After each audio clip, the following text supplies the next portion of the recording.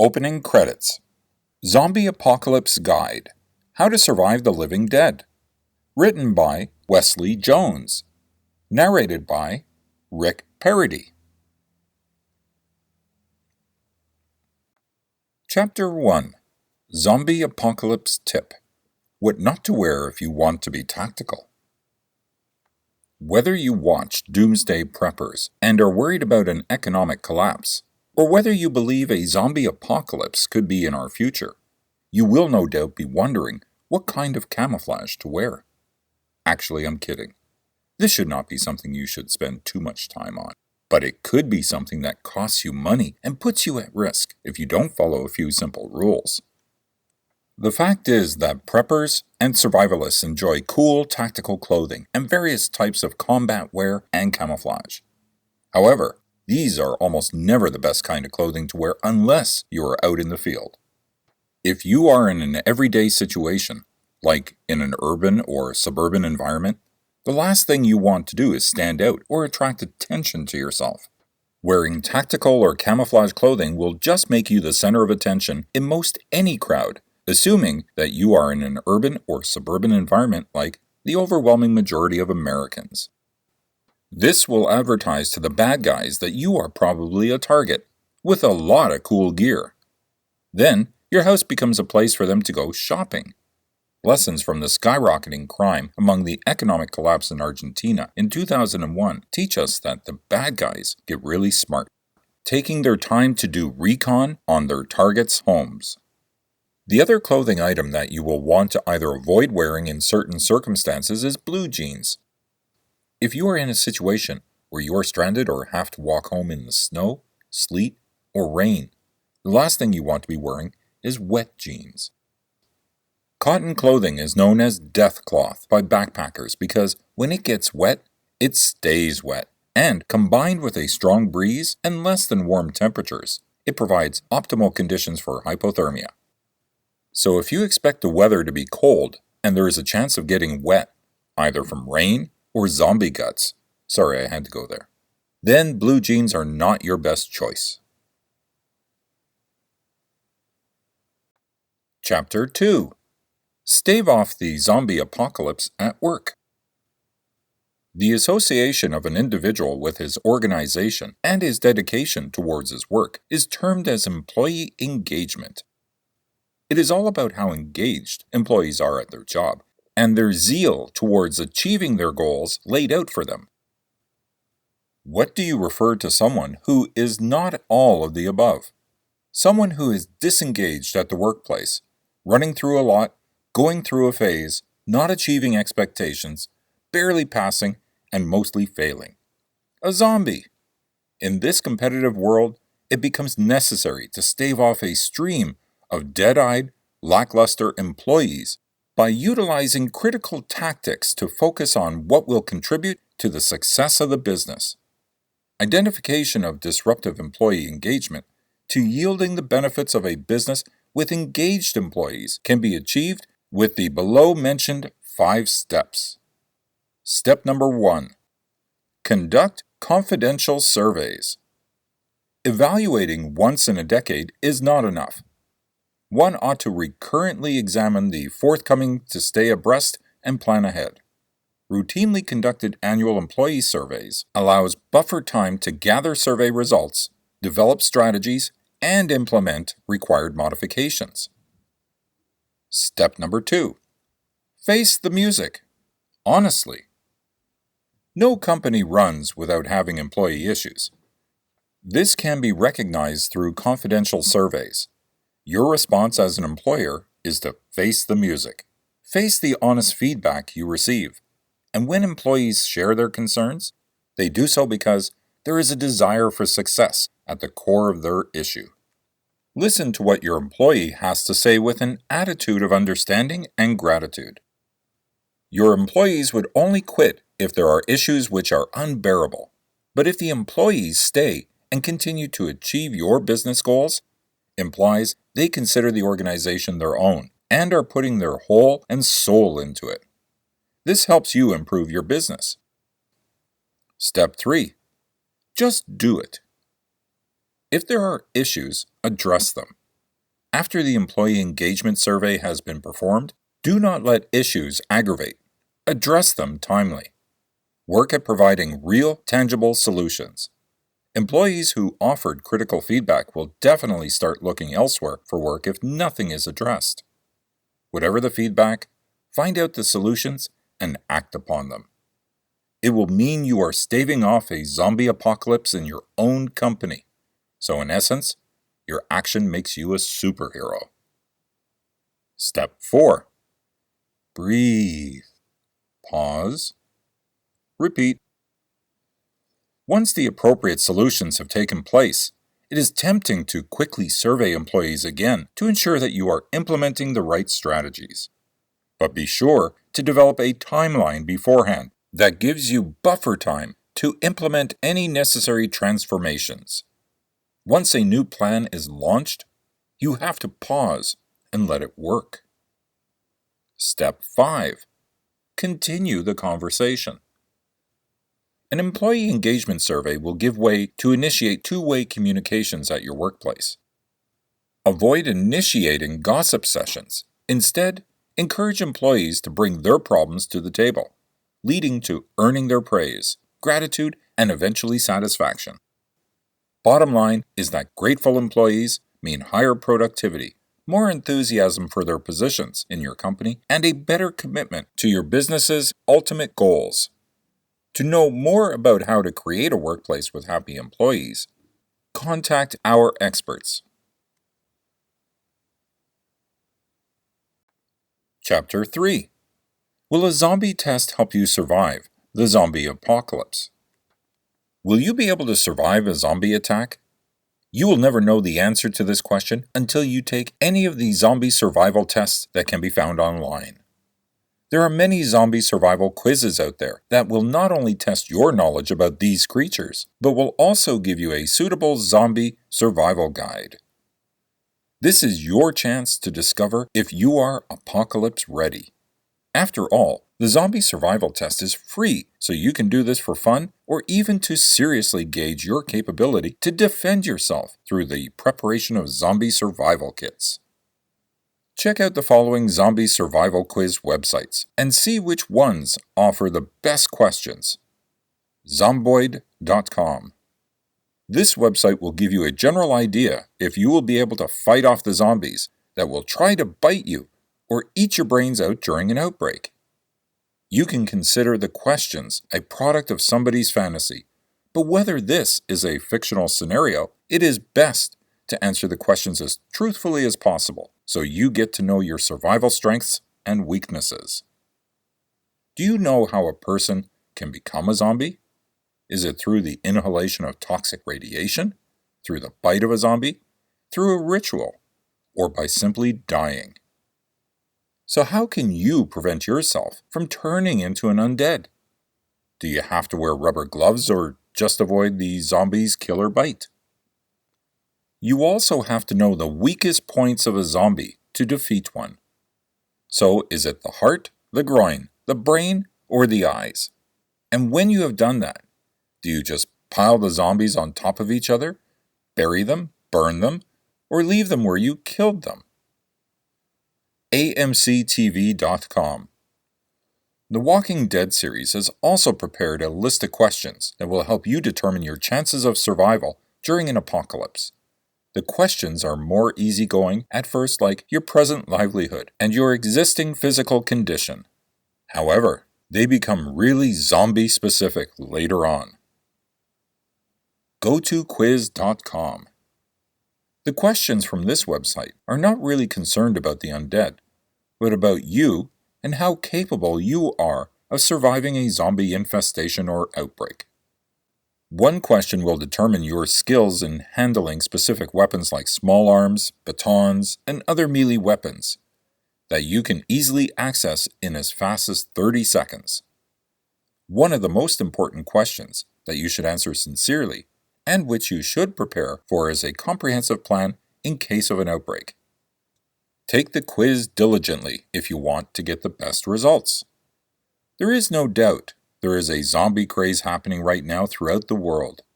For some, it is a fascination of love for great horror. For others, It's a conscious effort to prepare for the zombie apocalypse. Whatever the case may be for you, we've got you covered. Chapter 4: Reducing Water Usage During the Zombie Apocalypse. When bad things happen and you do not have easy access to water by simply turning on a faucet, then every drop will be even more precious. Preparedness experts say you need anywhere from 1 to 5 gallons of water per person stored for each day that you will be without water. Estimates vary, but Americans use about 80 to 100 gallons of water per day. This is a lot of water. A simple reality check sits here and tries to count the number of times that you have turned on a something that ran water just so far today.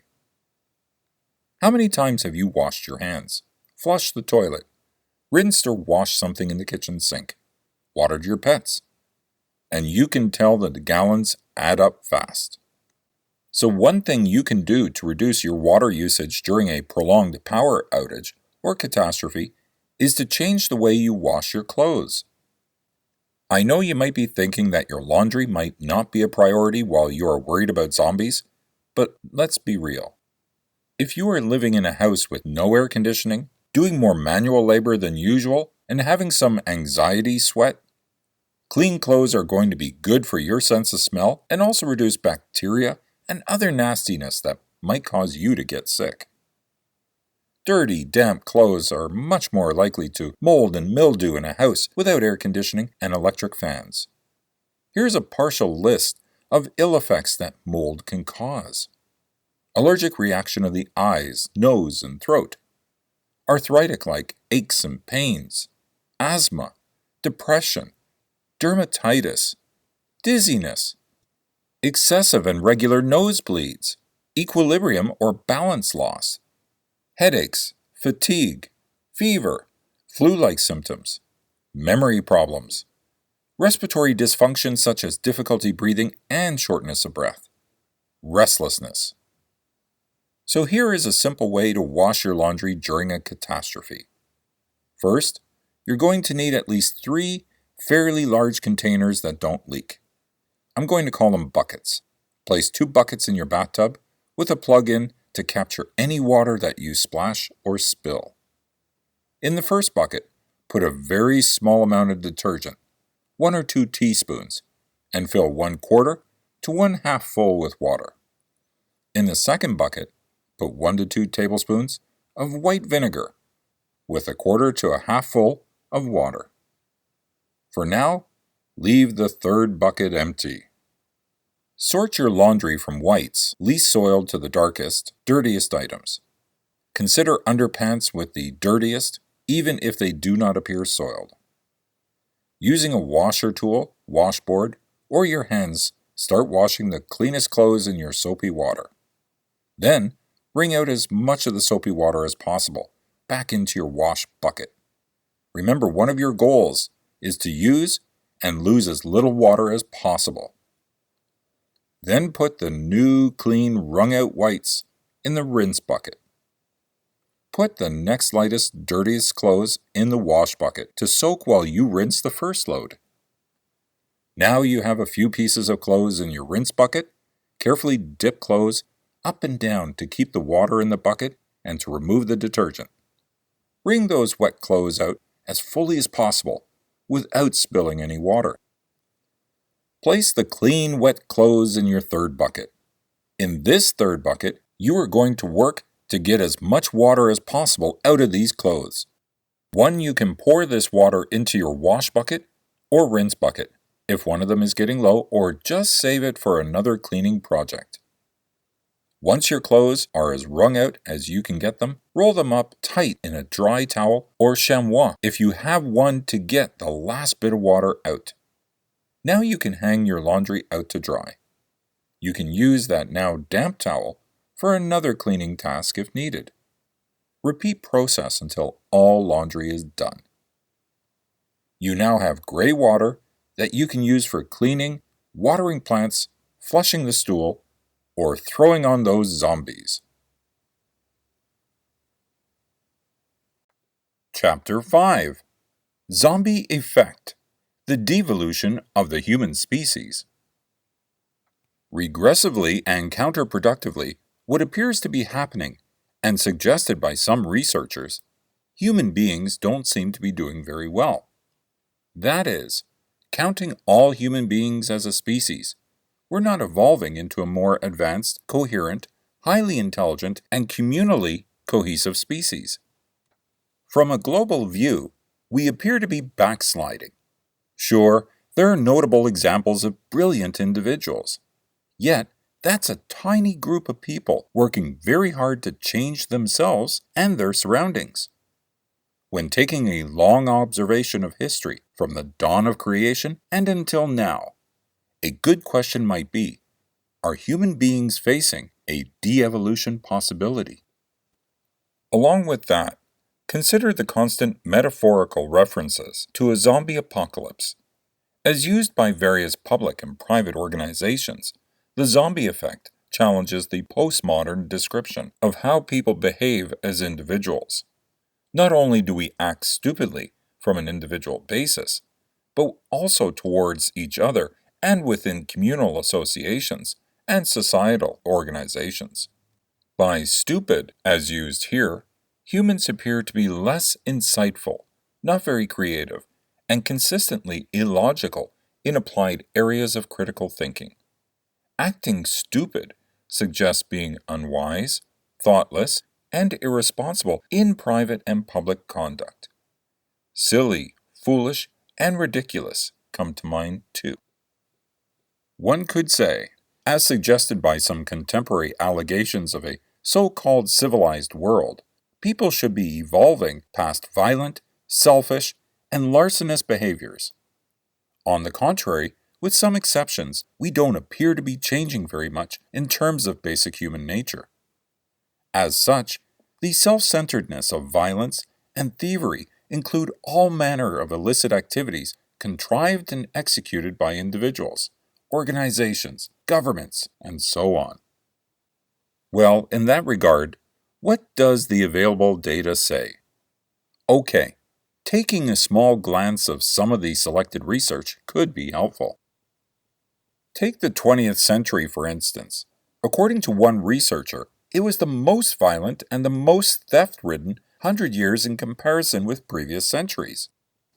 That included major world wars, contrived social disorder by tyrants, premeditated killings of all kinds, and so-called police actions.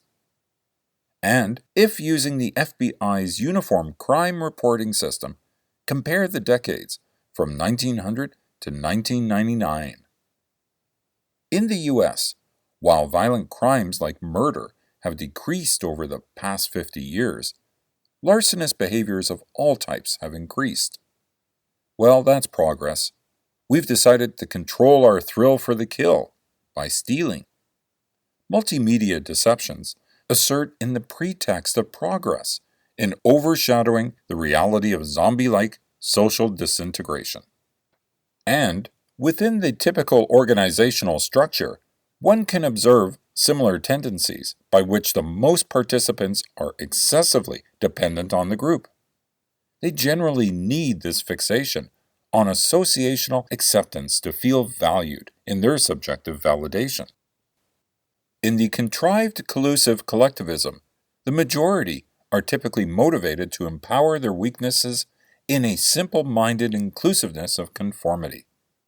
Passive-aggressive, fearful and anxious, steeped in illogical assumptions, the crowd tends to punish the few outspoken ones who prefer facts instead of fantasy.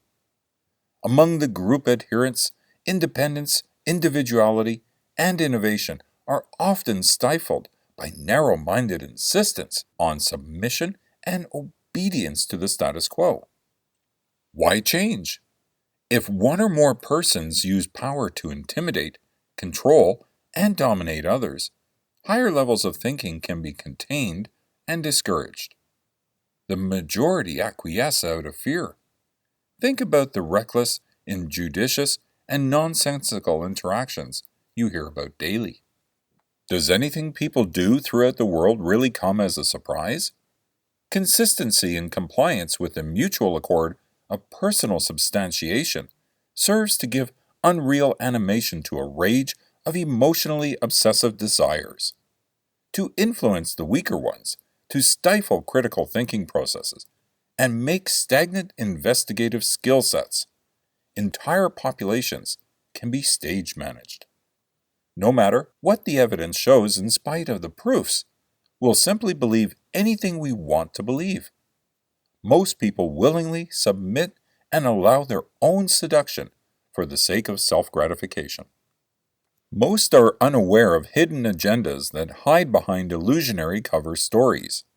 As such, human devolution continues its ravenous raging with insidious disrespect for logic, reason, and rationality. Myth, magic, and metaphor conspire to escape the societal obligations for civility, discipline, duty, and truth. From a myriad of fallacies of inference, which lead to hasty generalizations and specious conclusions, organizational and communal decision-making devolves into a mire of counter-evolutionary processes.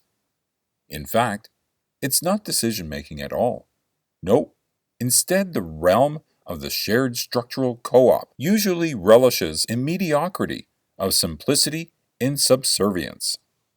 Meanwhile, meekness signals docility, while deference pays homage to the so-called expert. Again, the con games run rampant. Conformity willfully appeals to the illegitimate authority of compliance at any cost. And this is done for the sake of belonging to the group or the herd. Why be different? Why question anything?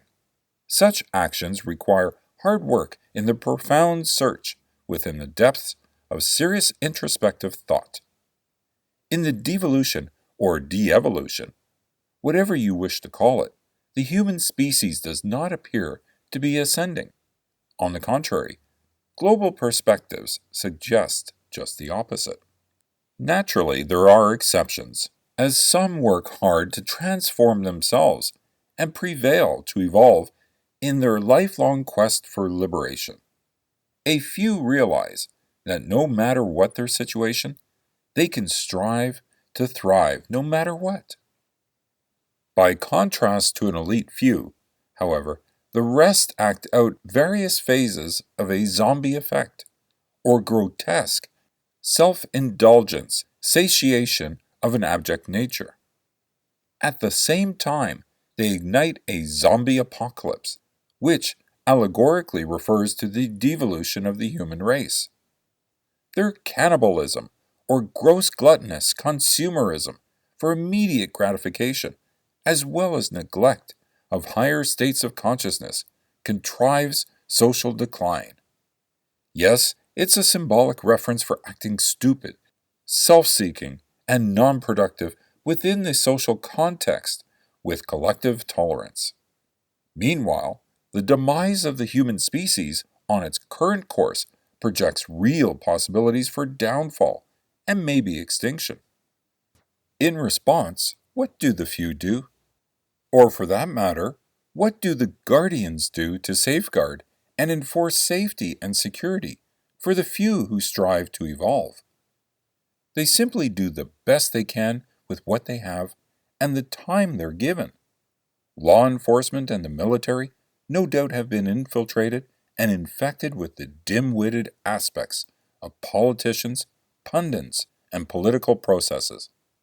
Criminal justice systems and subsystems face absurd and asinine fights daily, in which their battles often come from within. Nonetheless, in their ranks there are few brave men and women who stand their ground, do their best, and perform valiantly. They heroically persevere in their differentiation from the herded masses, and assert their zealousness to rise above the mundane and the superficial. Within their organizations, they resist the temptations of the devaluation of individuality. Instead, they never stop learning, training, or enhancing the capacity for differentiation of selflessness.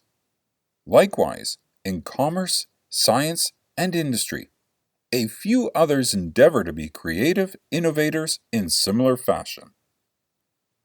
Security forces are potentially overwhelmed by widespread stupidity of authority, fueled by a hunger never quenched with an overfed political egos, mismanaged budgetary processes, and bloated social appetites for gross materialism and status.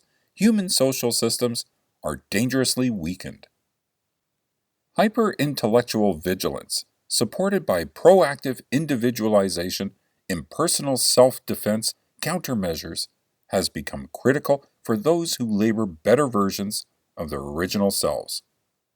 For those who seek immunization from willful cognitive robotic degeneration, the antivirus comes in the form of courageous self-reliance and spirited resistance. To assert freedom towards perfecting distinctive personalized individualism, infused with integrity, accountability, and responsibility, arduous efforts demand sacrifices.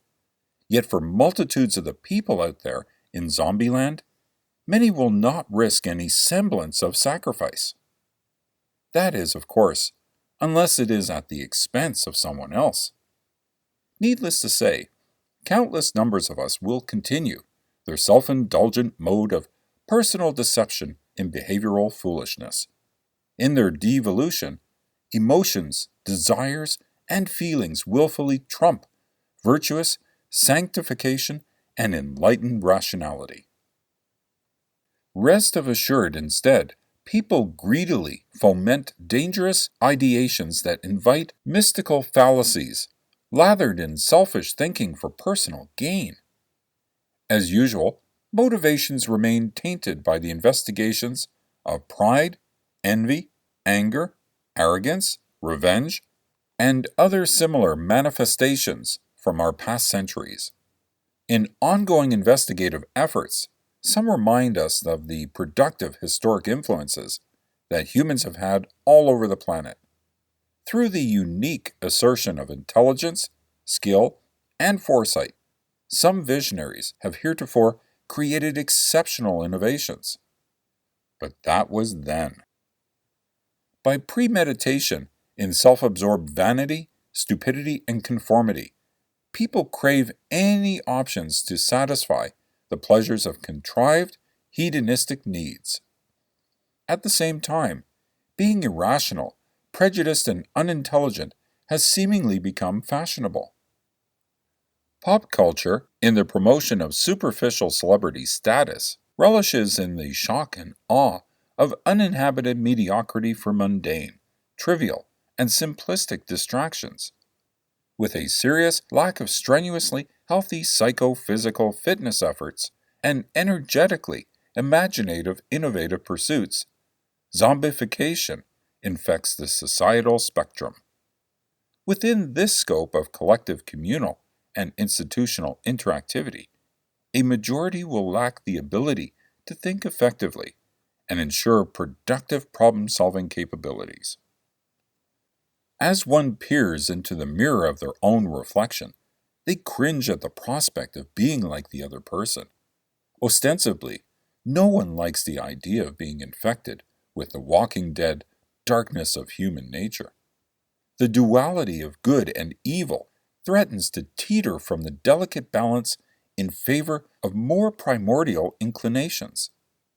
As such, most want to avoid any error of misidentification with another, and so a person enjoys the thrill of feasting the other person's misfortunes and stupidly inaction. Through subtle and overt means foolishly confabulated, people play the role of acting dumb.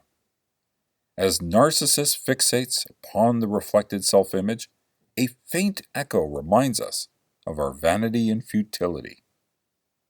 Unfortunately, like the rest of the human body, you either exercise your full potential or the component parts atrophy over time and eventually decompose. Intellectually, physically, and spiritually, one must transform exceptionally. Yet, performing to what some call the lowest common denominator we can observe how dumbing down plays a detrimental role, igniting the zombie effect or devolution of the public. Education, politics, movie making, and news reporting follow contrived, simplistic templates, so the lowest common denominator can comprehend at least minimally. As for the wise, prudent, and valiant, he or she knows you must survive to thrive, overcome yourself, and ascend higher spheres of thought. Regardless, though we are all potentially seduced by the darkness of our dull-witted conceit. Temptations for mindless subservience are everywhere. Sometimes even among those who know better, the psychobabble comes across as scientific, even when the superficiality of such is barely pseudoscience. Take, for example, from the field of criminology, the illusion of criminal profiling, as though one could really get inside the criminal mind. Do you really think you can fully comprehend, with definitive specificity, the depth and reaches of the dreamscape in shadowy unconscious realms? Aside from that, suffice it to say, the whole gambit of why explanations for criminality is rife with one-dimensional theoretical constructs. On a grander scale, though, take the breakdown in human thinking to a global scheme. Suppose the freakish nature of obsessive titillations in religious extremism desires to take mind control beyond the Manchurian Candidate fantasy. Let's say a biologic contagion is unleashed. As the spread of contaminated cerebral degeneration grows from local infection to regional pollution, social systems collapse. Panic ensues in similar ways as already experienced by natural disasters. With bioterrorism, for instance, or for that matter, any other type of international calamity, essential services disintegrate very quickly. In a very short period of time, those uninfected become prey for the zombified hunters, who are infected by their own manufactured madness. As deterioration continues, defensive countermeasures break down and communal collectivism devolves to baser levels of primeval survival. With public services overwhelmed, food supplies diminished, water systems dried up, transportation routes shut down, and shelters are overcrowded, anarchy surfaces. Compound the complexity of a catastrophe with human stupidity. There's no guarantee in any community disruption that people will behave in humane and civil ways. Okay, just stop and look around you. Think about past and present incidents of significant proportion that affected large numbers of people. Consider the fear generated by the press and politicians over something local that became international overnight. Don't forget, seemingly smart people are fully capable of performing stupidly. Since a few studies suggest that the population is more than 60% obese, whereas fat negativity affects the brain cells, most people are out of shape both mentally and physically. As such, many are ill-equipped to deal with any crisis situation.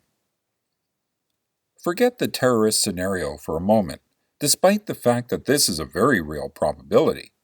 Now, ponder the historical references of medical epidemiologists' research. Every 100 years or so, a newer form of an epidemic appears and produces catastrophic results for human population groups. The Black Death of the 14th century killed nearly 60% of the European population. After World War I, a flu pandemic spread over the globe and killed 40 million people. Imagine the societal crisis, the human downfall, and the infectious nature of illness. As to the so-called walking dead, movies have their unique way of expressing the abject debaucheries of human beings. While screenwriters can be quite imaginative and creative, the real world is much more devious and dangerous. Nevertheless, the reality of a devolving world seems much closer to reality than many would admit. as the dead that walk. Ancient prophecies have asserted a decaying existence whereby humans behave heinously towards each other. Hateful rebelliousness against lawful government authority, normal social conventions, and racial diversity, among other deteriorating conditions, portend a frightful persistence in human regression. With regard to the allegory of mythical foretelling, there could be plagues that bring about the strange nature and occurrence of the walking dead. Whatever the symbolic intentions, one might conclude social upheaval is very real. This means you have to be alert, prepared, and ready to deal with disastrous outbreaks. Depending on the interpretations you accept in your beliefs, the storytelling provides behavioral warnings. It concerns the mysterious horrors of a flesh-consuming existence. Symbolically speaking, more or less, that depicts the grotesque lawlessness and selfishness of humankind. Also, such notions reflect a degeneration of communal collaboration whereby one fights another in various forms of unlawful conflict. Still, one wonders, as some might ask prophetically, why did you look for the living among the dead? Maybe you shouldn't be standing inside a tomb when you ask that question. Anyways, does it really matter whether the sea gives up the dead, or you encounter early in the morning the day of the dead? Perhaps the night before, you discover the evening of the dead. When people decide they are going to act stupid, there are no limits to the heinous and terrifying things they can do to each other. Selfishness has boundaries contained only by one's imagination. Evil is within that region of fantasy that finds a psychic portal into reality. Shortcuts to circumvent creative and pro-social thinking that accept faulty generalizations so that one permits the devaluation of intellectual ascendancy perpetrates toxic thoughtlessness, while a few aspire to be enlightened, evolved, and differentiated from the hordes. The vast majority remain sheepishly content in varying degrees for the mundane, the superficial, and the irresponsible. Many people across the globe are too self-absorbed in amative choices of personal pursuit for their own continuous self-importance. As a consequence, they don't pay attention to the necessity of individual transformation. Simple-mindedness by purposeful design relegates existence of the irrationality of collusive collectivism for communal devolution. Appeals to fallacies of inference negate the necessity of evidentiary authenticity.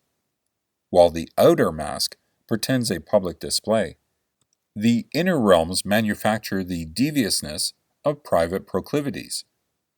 For the time being, awareness should be given to the ruthlessness by which people will endeavor to get their way. Foolish, discourteous, condescending, and unlawfully aggressive behaviors infiltrate every level of society, from the classroom to the boardroom. Individually, one must seek to transcend and transform their own psychophysical journey in the energetic liberation of their own mind, body, and spiritual essence. Personal self-defense measures and crucial planning processes and strategies for social survival are critically necessary under present conditions. In the consideration of significant human devolution, where only few endeavor to self-evolve, provokes communal pressures of potentially disastrous proportions. As some would assert, life in a Type 0 civilization is on the brink of either transforming to a higher level or degenerating to primordial self-destructiveness. This doesn't mean some aren't trying, but suggests most don't want to change and will be a problem of the others. It's still a very dangerous world. Human nature still indulges in the savagery of its own self-proclaimed darkness.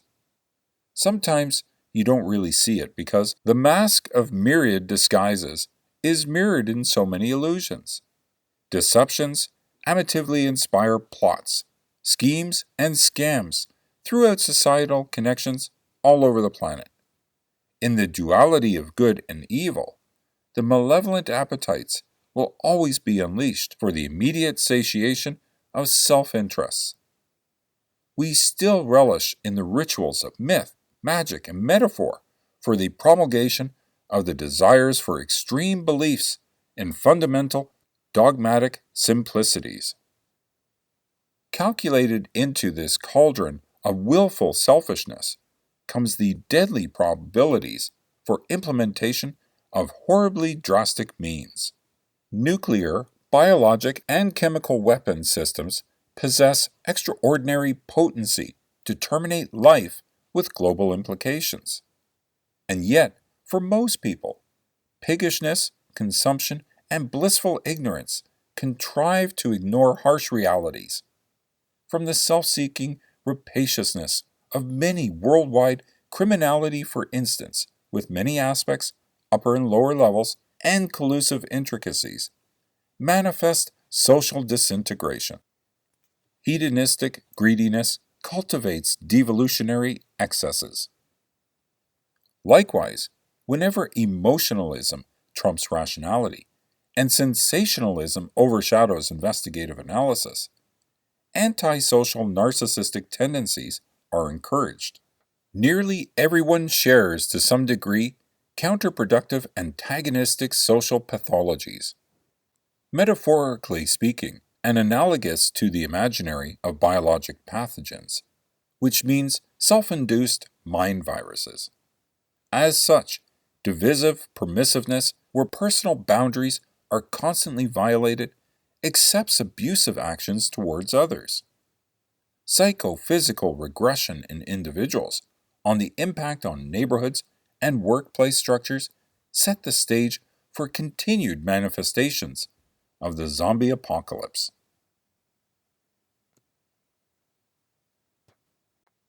Chapter 6: Emergency Survival Tips. Get prepared for a zombie attack. Whether or not you believe there will be an actual zombie apocalypse, being prepared will only increase your chances of surviving any number of other potentially life-threatening events. With increasing incidence of natural disasters, disease, social unrest, drug use, vaccinations, immunizations, genetically modified foods, chemical additives, power shortages, violent crime, and TV reality shows, it seems to me that it will only be a matter of time before we face a massive crisis of some kind. At the end, when the ZA arrives, the zombies won't give a shit if you believe in them or not. You're either prepared or you're zombie food. The first step to being prepared is to know your enemy. What are zombies? Zombies were people just like you and me, but who have somehow become transformed into mindless, flesh-eating creatures. There are many theories of what zombies are, or what kind of zombies we will have the pleasure of dealing with at the next outbreak, but history has given us some clues. The first official record of undead zombies was in November of 2000 and was caused by the mutated cross-gene virus known as NVCJD/BF, bird flu, /CJD. New variant Creutzfeldt-Jakob disease. Apparently, this virus evolved from a cross-mutation of the mad cow virus and the bird flu and began infecting humans throughout the United Kingdom. Victims would essentially die after being infected with this virus, and their corpses would become reanimated as aggressive, hungry zombies. Although widely reported at the time, this zombie scourge was kept a secret by certain government and military intelligence agencies, and the media and witnesses were silenced. There have been other reports of massive zombie outbreaks due to radiation poisoning, military experimentation with biological weapons, consumption of a certain drug or chemical agents, and other viral infections. In almost all cases, there was a government cover-up involved. In most cases, the victims became violently ill within hours before falling into a deep coma, only to awaken as zombies. Although physical and mental ability may vary according on the cause of the infection, a zombie typically loses the capacity for higher level functioning and acts on basic brainstem impulses including alertness, arousal, feeding and hunger, breathing, digestion, other autonomic functions. So, although some zombies may move faster than others, typically as the zombification process progresses, the zombie will become slower and lose agility and mobility. Fortunately, this makes them easier to escape than an average human predator. However, be aware that zombies don't get tired or feel pain. They often travel in packs, and they will attack with animal-like ferocity. They are also difficult to kill as most organs have ceased functioning, and they are driven by primal impulses from their brainstem, carried through their body's nervous system. The only proven way to destroy a zombie is to destroy their brain. How to survive a zombie attack? There are a number of considerations to increase your chances of surviving an attack from a zombie horde, including shelter, food and supplies, weapons, team building, and training. There are a number of other resources available which discuss weapons and supplies more in depth, so for the sake of efficiency, we will only briefly review them. The focus of this report will be in your training. Training. Chances are at some point you will come face to face with a zombie.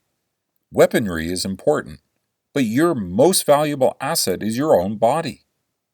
This is when the saying survival of the fittest takes on literal significance. Everything else being equal, those with greater strength, fitness, and mental toughness will survive the longest. To stay physically ready for such an event requires adherence to an effective training and nutrition plan. To get you started on the right track, this chapter will describe 4 survival exercises to begin incorporating into your current workouts. Even if you're well armed, the time will come when you will need to be able to run, jump, climb, fight, and crawl in order to survive a zombie attack. This will require strength, stamina, and power. These 4 exercises are a great start to developing these attributes. Box jumps. This is an explosive lower body exercise that can help you jump up onto or over obstacles that zombies will not be able to navigate. Box jumps and jump squats also have a carryover into their movements, such as muscle-ups.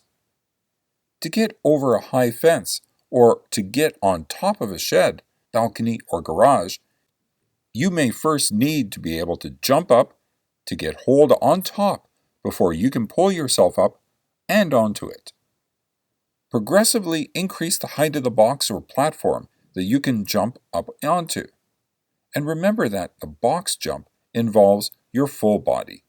Lean forward before you jump and extend your entire body powerfully as you jump while incorporating a dynamic arm swing. Tire hammer slams. There are several variations of sledgehammer tire slams, but the same basic principles are involved. Use a rotational swing as you come down, back and around the body with the hammer. Extend at the top of the swing and then flex your entire body forward into the swing, depending on which direction you're swinging. Work with the hammer rather than fighting it. Momentum is your friend here.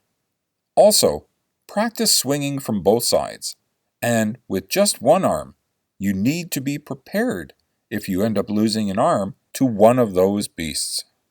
A similar technique applies to other weapons such as baseball bats, golf clubs, axes, steel bars, etc. Learn to use what you have available to you in your immediate surroundings. Hit and sprint work. To escape zombies, a certain level of conditioning is necessary, but long, slow, cardiovascular exercise is a waste of time. Zombies don't get tired. Being able to jog long distances is especially useless when confronted by a horde of zombies. You need speed and agility to escape in these situations. You better be able to run fast, then pace yourself as needed, and then back into a sprint without fatiguing. The key is to employ high-intensity interval training and sprint work. Your interval training sprint workouts should not last longer than 20 minutes. Muscle-ups and progressions. The muscle-up is a challenging upper body exercise that is usually performed explosively. However, advanced trainees are able to execute this movement with slow control as well. Once you develop the strength, power, and skill to do several muscle-ups, you should have the ability to pull yourself up onto or over barriers, fences, and high obstacles. Quickly climbing ropes, ladders, and trees will become much easier as well. Because the muscle-up is such a difficult exercise to master, it will take some time to progressively work up to it. If you consistently train these 4 exercises, you will be far more likely to survive the zombie plague. However, these are just scratching the surface.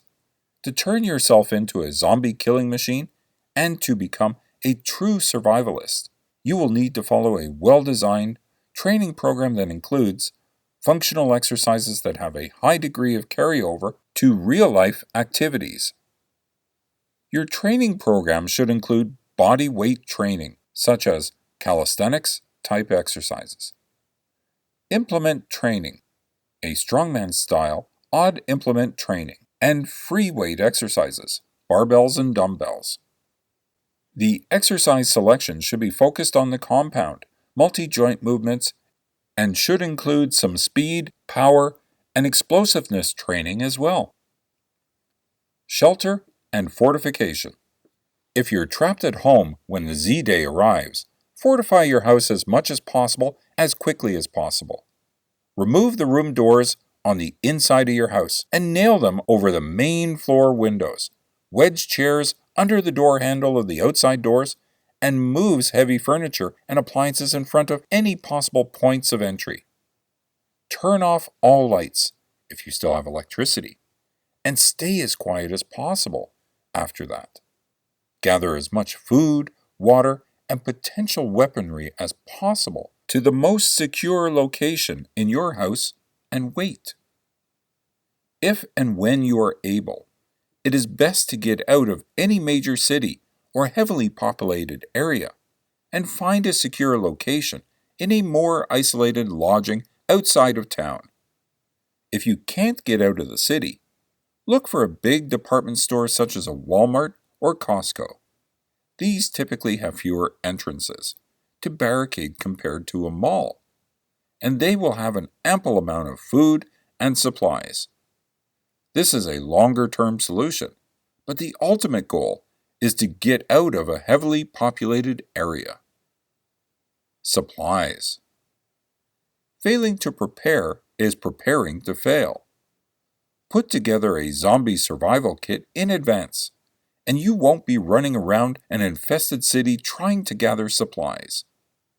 There are a number of sites that sell pre-prepared survival packs, but you can easily make your own. You can also find prepared lists of supplies posted by other survivalists on Amazon.com. In addition, stock up as much bottled water, canned food, and dried goods as possible to keep you well fed as you sit out the first few weeks of the apocalypse. This is just a smart thing to do in preparation for blackouts, natural disasters, food shortages, and economic collapse. Weaponry. Firearms are obviously the best weapons to have on hand when the zombies stumble into your town, but there are some practicalities to consider.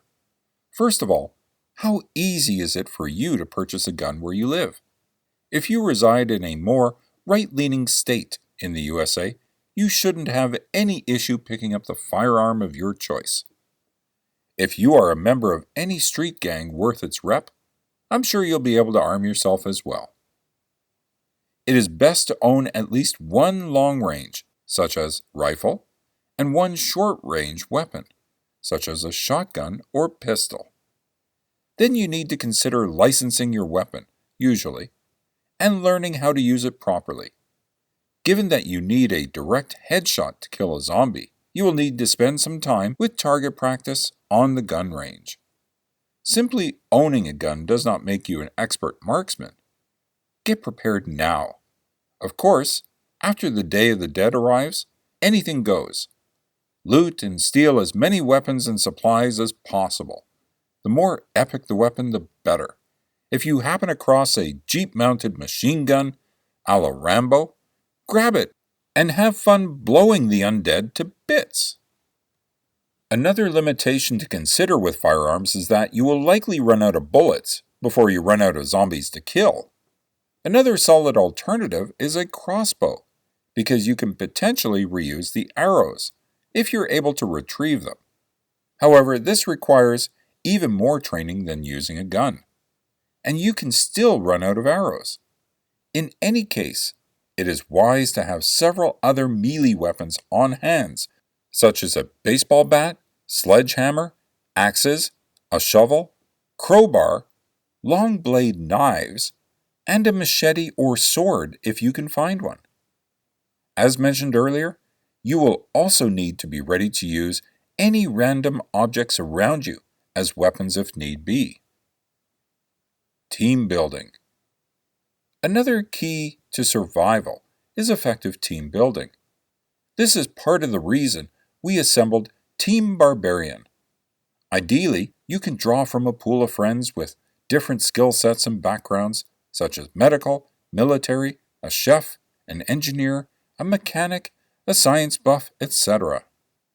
You might also want to become buddies with that crazy guy down the block. You know the one, the ex-military redneck survivalist who keeps stockpiles of canned foods and weapons in his basement bunker. When gathering supplies, travel in groups of at least 2 or 3 people, and preferably make sure you are always grouped up with someone who is a bit out of shape and slower than you. That ensures that he will be eaten before you if zombies take chase, which can buy you some valuable time. Chapter 8. Top 6 Best Zombies, Mayan Apocalypse, and End of the World T-shirts. Those of us who bought into the end of the world or apocalypse theories probably had a great time preparing for it last year. Though it turned out that the doomsayers are wrong, many of us spent the last few weeks living it up. I know I have, going to all-you-can-eat barbecues, having an extra glass of wine during dinner, eating all the chocolate in the fridge, and basically making the most out of my remaining days while preparing for whatever may come. Too bad there were no flesh-eating zombies, major tectonic plate shifts, nuclear war, rapture, or gleaming lights from the sky to rescue us from this world. Oh well, if there's one lesson to be learned from all the end-of-the-world theories, is that we should live our lives to the fullest. You never know when the world is going to end. To celebrate our continued existence, here are some of the coolest apocalypse t-shirts, zombie t-shirts, and end-of-the-world t-shirts to wear so that we can all show off that we all survived 2012 with style. Number 1. Cowboy, Samurai, Viking, Robot, Knight, Ninja, Pirate versus 1 Million Zombies t-shirt designed by Wagno Guerra from Designed by Humans. If a zombie apocalypse is about to break out tomorrow, what weapon would you absolutely want to use to help you fight through hordes of zombies. The following skills would probably make the most robust survivor: a bit of cowboy's gun skills, samurai sword skill, a Viking's axing skill, good for chopping heads off, minigun as your arm, horse riding knight skills, in case you need to make a dash, ninja skills, to sneak around unsuspecting zombies, and finally, some pirate skills, so you can sail off into the sunset. With this much awesomeness packed into a single person, it should be enough to get through an entire city of zombies. Number 2. FYI, if zombies chase us, I'm tripping your t-shirt from Snorg Tees. Another great rule of thumb to keep in mind in case of a zombie apocalypse is to keep a trip buddy nearby at all times. Someone who's slightly meaty or chubby makes the ideal candidate, but make sure you feel bad about it later. Number 3.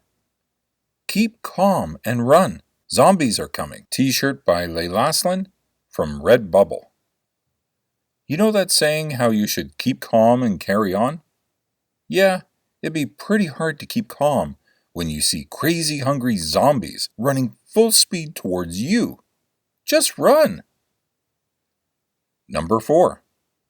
The Horde by Aled Lewis from Threadless. This t-shirt shows a lone survivor standing on top of a car surrounded by a million meat-craving, eating zombies. When we see this picture, we all automatically assume or imagine that we're the lone survivor, but in reality, we're likely one of the dudes in the crowd already. Number 5. Ask me about my zombie disguise t-shirt from Crazy Dog T-shirts. The zombie apocalypse didn't happen last year, but it doesn't mean it'll never happen. Prepare for the zombie apocalypse with a zombie disguise shirt. Pop this on and you'll blend right in with the Walking Dead. They'll think you're one of them. We recommend you keep this one handy at all times. You never know when you might need it. This t-shirt prompts viewers to ask the shirt wearer to show them their zombie disguise, at which point the wearer can flip the shirt up to show a zombie face. Number 6. Still Alive t-shirt by Spirit Green from shirt.woot. After all the hype about the end of the world, we're so glad that it didn't. However, we're still not sure if the Mayans were right after all, but for now, it's Earth 1, Mayan 0. Wear this shirt to celebrate Earth's victory. Chapter 9. Don't let your website turn into a zombie. We've all read the stories and seen the films, but would you spot a zombie apocalypse if it were staring you right in the face? What if it was happening right now, on your website? Unattractive, unresponsive, and inaccessible? Yep, you've guessed it. That's a zombie website. You can spot a zombie website a mile off, walking around the internet, eating up search results, and spreading outdated information. You see, the internet is continuously working, always on. Nothing can stop a zombie website from dragging its lifeless body, missing limbs and all, across the internet and hurting your business's reputation. Zombie websites continue to exist, but no longer properly serves the businesses that gave it life. Let this be a cautionary reminder of what can happen and how to tell if your site is among the walking dead. Slow and clumsy. Zombies are dreadfully slow and clumsy, moving with no agility, which is the opposite of what you want your website to be doing.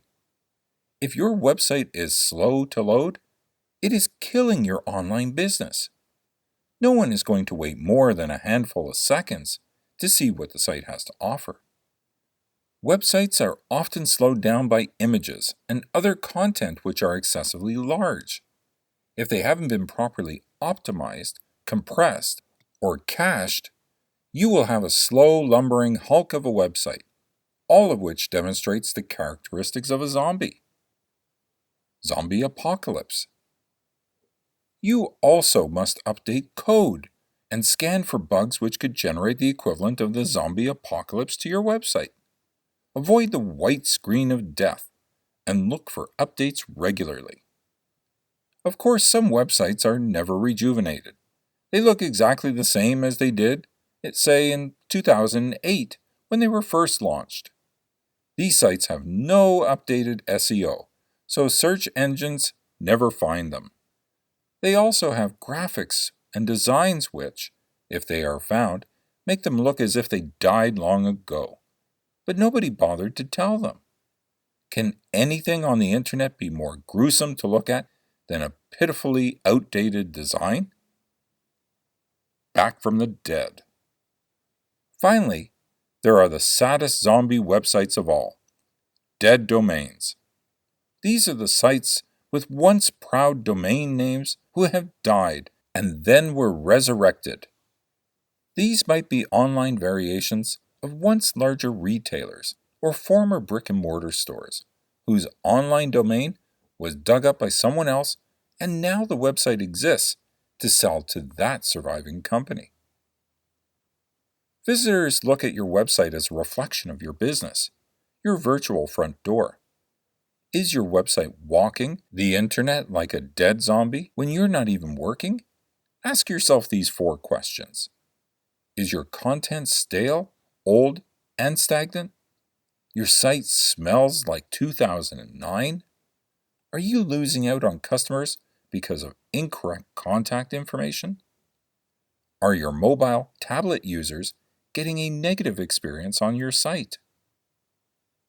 Better safe than zombified. Don't let your website fall victim to zombies. Take all steps necessary to maintain its survival. It doesn't require voodoo. All you need is a great design team and brains, of course. Do it now. It may be trolling the internet like a walking dead zombie, eating dissatisfied and non-return clients like bra signs. Chapter 10. Zombies of the Wild. Everybody knows about fictitious zombies from the movies, but there are real-life zombies lurking everywhere in the animal kingdom, and some of them are far more gruesome than anything filmmakers could ever imagine. But don't worry just yet about the zombie apocalypse unless you're a zombie ant. Let's just say you're a regular old ant, out doing whatever it is you do. You unknowingly inhale a tiny spore, barely notice it, and go about your antly duties. What you don't know is that it is already too late for you. That spore will develop into a fungus that will take over your mind. Now you're just a host, and the parasite that controls you wants you dead. The fungus quite literally spreads into the ant's brain and manipulates it in very specific ways. The ant will soon begin to wander around aimlessly, and eventually it'll fall from the tree canopy where its fellow ants are working. The zombified ant will find a low-hanging leaf, climb on its underside, latch its jaws tight to that leaf, and abruptly die. The ant didn't want to do any of this. The fungus made it. Soon after the ant is dead, the fungus will sprout a stalk right out of its poor dead head. We'll come back to ants in a minute. It appears Mother Nature hates the little guys. Zombie fish. The killifish, with a name like that, you're just asking to be turned into a zombie, is another victim of a parasite that specifically wants it dead. The killifish doesn't stand a chance. This parasite works in such a convoluted fashion, it makes you wonder if it's some kind of genius. The parasite is a type of flatworm. This little monster has an unusual and highly calculated life cycle. The eggs are released in bird poop. Horned snails eat the poop and become instantly sterile. But it doesn't end there. Oh no, this parasite has loftier goals. It swims out of the snail as larvae and finds a killifish to take over. It travels in through the gills and follows a nerve right into the brain. It forms a layer of the brain that immediately causes the fish to make its way to the surface of the water and flop around so that birds can more easily spot it. The birds eat the fish, thereby starting the parasitic cycle all over again. Zombie grasshopper. Poor little grasshopper. All you wanted was a nice refreshing drink of water. What you got instead was involuntary suicide. You gulped up a baby hairworm, which then grew inside of you. It grew so large that only your head and legs were not filled with it. By the time it reached maturity, by filling nearly your entire cavity, it needed to mate. But hairworms only mate in water. How was the hairworm going to get to that water? The cunning hairworm has a plan. It'll hijack your nervous system and force you to commit suicide by drowning yourself. And that's what happens. Grasshoppers will jump into pools of water and promptly die, allowing the hairworms within them a chance to escape and multiply. Zombie spider. This poor guy never stood a chance. A type of wasp uses a spider in a very sinister way. It will paralyze it, lay an egg on its abdomen, and then just fly on out of there. The spider wakes up from its paralysis, shrugs it off, and goes about his business. But right before the wasp larvae is ready to pupate, it begins to control the spider by injecting a chemical into its bloodstream. This causes the spider to start weaving odd-shaped webs that it normally wouldn't weave. When it's done, it moves to the center of the web and waits. The larvae then molt, kills, and sucks the spider dry, gets rid of the body, and promptly builds a cocoon that hangs from the newly reinforced web. It then emerges from the cocoon as a wasp, ready to lay eggs of its own. Zombie cockroach. A wasp is a culprit again. This wasp will sting the cockroach first to paralyze its front legs. When that's done, it stings it in its brain. It does this to inhibit the escape response within the cockroach. Then it gnaws off half of the roach's antennae, possibly to let some of the venom escape, so that the roach doesn't die right away. You see, the wasp needs the roach to live, for a time being anyway. The wasp then leads the larger cockroach to its burrow by pulling it by an antennae like a dog on a leash. When the sleepy cockroach is tucked away safe and sound, the wasp lays an egg on its abdomen. You know where this is going, don't you? The wasp leaves, but the cockroach just hangs out in the burrow. Over the course of the following week, the larvae grows, eats, then when the roach is dead, builds a cocoon right inside its empty husk of a body. Zombie snail. A flatworm that lives in the intestinal tract of birds has a weird way of getting out to see the sights. It's excreted in bird droppings, where it is then gobbled up by disgusting snails. Note to self, never eat escargot. The snails then begin to exhibit odd behavior. Rather than hiding in the shade, they'll make their way out into the sunlight because they no longer have the ability to sense light. The worst part is this: the flatworm invades the snail's tentacles and enlarges them to the extreme. And guess what a passing bird sees when it flies overhead? It sees two fat, juicy worms sticking up so that it does what it was born to do. It eats them, thus enabling the flatworm to joyride from one species to the next, ignorant of the consequences. Zombie ant again. Those poor ants. This time it's not a fungus that does it, but rather a fluke worm. This fluke starts out life in cow manure. A snail eats this manure, and the eggs are hidden therein. and then wanders off to do snail-like things. The eggs hatch, gather around the snail's lungs, and wait for the snail to cough them up. Once the snail hacks up the eggs, passing ants notice these delicious morsels and gobble them up. Well, you dumb ants, maybe you shouldn't be eating snail phlegm. The fluke worms make their way to the ant's nervous system, and that's where the story ends for Mr. Ant. The ant will wander off from the other ants and find a nice long blade of grass to climb. Once it's climbed to the top, it clamps its jaws on the grass and waits. If nothing happens, it'll go back home and try again tomorrow.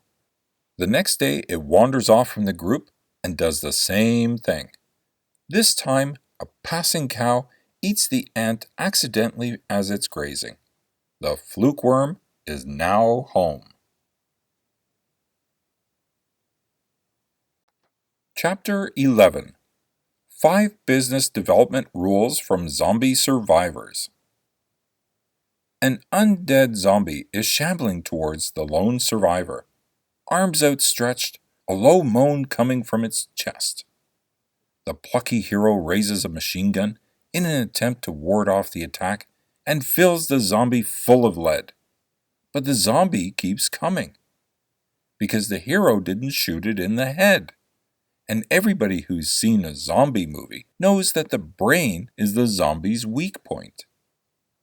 It's frustrating to watch the characters in a zombie movie make the same fundamental mistakes over and over again. It's just as frustrating to watch salespeople and business development reps fail to take care of the basics when they meet with prospective clients. You can pick up some useful tips for your next sales call from watching how people handle the threat of zombies, and you can learn what not to do. Don't waste bullets. There's usually the scene where a guy empties a machine gun into a zombie, and it just keeps coming for him. And now he's stuck because he didn't know what he was aiming for, and now he's out of bullets. When you speak to prospects, you don't just spray them with information, especially if you don't know what's going to be effective. Too many salespeople just come in and start talking non-stop. Do your research.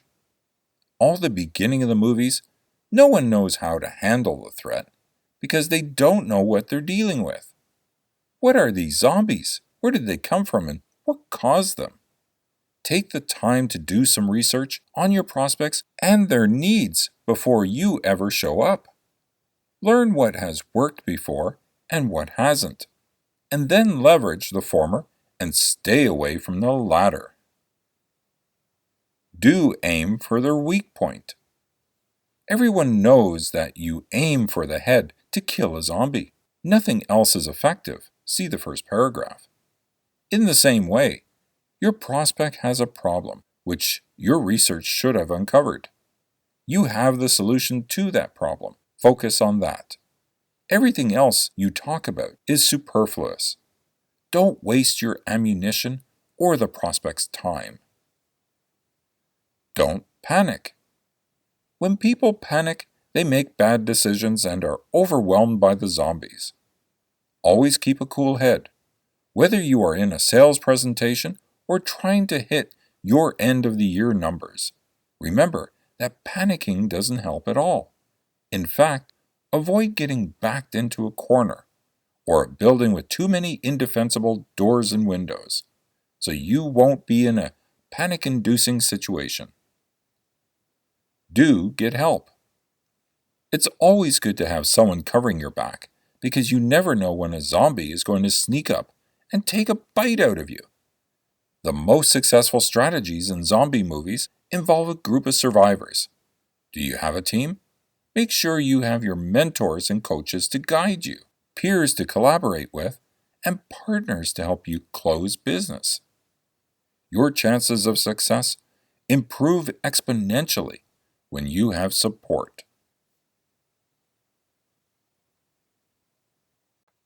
Chapter 12. 8 Ways Strength Training Could Help You Survive a Zombie Outbreak. As you know, It's no secret that the zombies are a very real danger.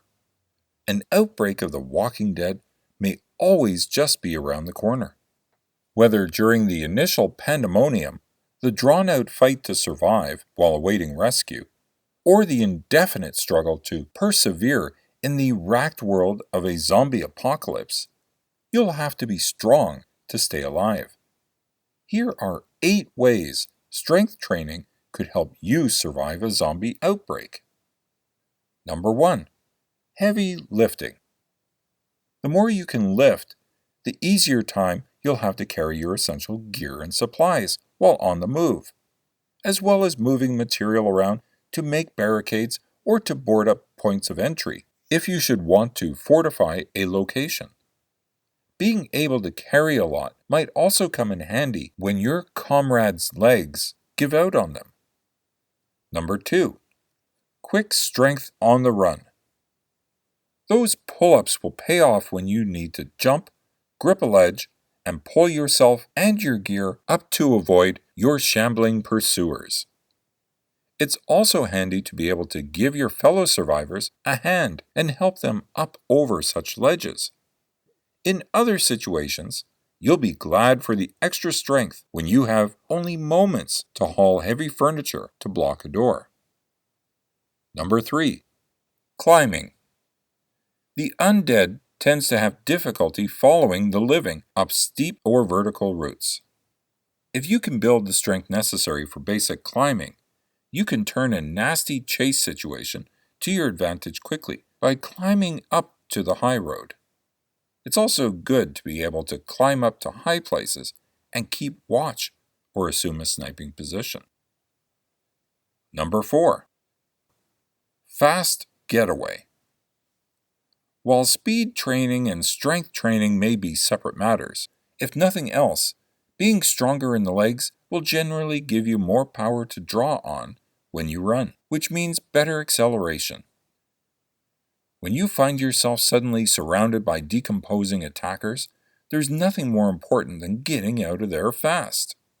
Fortunately, zombies can't move very quickly, so a good burst of speed is often all you need to escape and get back to your party in time to book it. Number 5. Better bludgeoning. While it might be nice to have swords or well-kept firearms and plenty of ammunition in the event of a zombie outbreak, for most of us, it's more likely that our weapons of choice will have to be whatever happens to be available. Hammers, cricket bats, crowbars, and the like will be the most effective in the hands of someone who can put more oomph into a skull-shattering, brain-splattering strike. Number 6. Hand-to-hand. While nobody wants to end up in a fight with a zombie totally unarmed, it's an unpleasant possibility every survivor must be prepared for. Killing a zombie with your bare hands may come down to simple strength. If you have it, your chances are definitely improved. Number 7. Escaping mobs. There are a few ways to go as unsettling as being overcome by a gang of zombies and helplessly torn limb from limb. While the odds of breaking away from such a situation without having been infected yourself are slim, nevertheless, your surest shot at escaping an immediate demise at the hands of the risen dead is being able to overpower your attackers and break free. Number 8. Inner strength. The most important part of surviving a zombie outbreak of any scale is keeping a level head and never losing your cool. Besides just being physically strong, psychological strength is absolutely necessary to see you through when the dead walk. If you can make your strength training program more than superficial and build your character and your resolve as well as your muscles, you've got a fighting chance. Conclusion. Just like a wilderness survival kit, a zombie apocalypse survival kit contains everything you need to survive the worst emergency. Take time to shop around and see what the different kits have to offer. so you can make the right choice on which is best for you. This kit is more than worth it if it is something that you are seriously concerned about.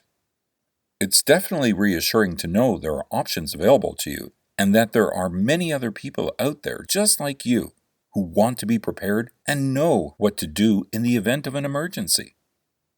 Surviving your way through a zombie apocalypse is complicated, no matter how long and hard you have been planning. When the time comes, try not to get caught up in the moment, to remember the important little details, the ones that survival guides probably leave out. Proper zombie disposal may not seem like a big deal now, but putting off this chore can make life seriously unpleasant later on. And don't you want to make the best of what little time you have? Just because the world is post-apocalyptic does not mean that you should just leave your yard reeking of rotting flesh. Do the responsible thing and clean as you kill, throwing away all bodies properly, and you will be the envy of whatever is left of your neighborhood. Get creative. You may find that disposing of all parts of your dead undead is unnecessary. With a little craftiness, you can put those carcasses to use by making decorations that also serve as extra protection for your hideout. One great idea is to remove the heads of deceased zombies and carefully insert a long spike into each head. Then situate several of these pikes along the perimeter of your hideout. This simple project creates a look that reflects the theme of the times, serves as a warning against bands of brain eaters, and shows other surviving humans that you are still alive. Of course, unless you finish the job by removing all remaining pieces, the efforts will be wasted because the whole thing will come off as sloppy. Throw away the remaining pieces right away for a perfect finish. Rent a dumpster. Like most chores, sometimes the bodies of zombies end up piling up because it never crosses our mind to do anything about them. Renting a dumpster can really help with this issue because the presence of the dumpster itself will keep reminding you of the chore. A dumpster full of rotting zombie flesh can be a bit of an eyesore, so be sure to keep it at a good distance from your hideout, but close enough to be convenient. When you go to place your rental order, they will need to know what size you want.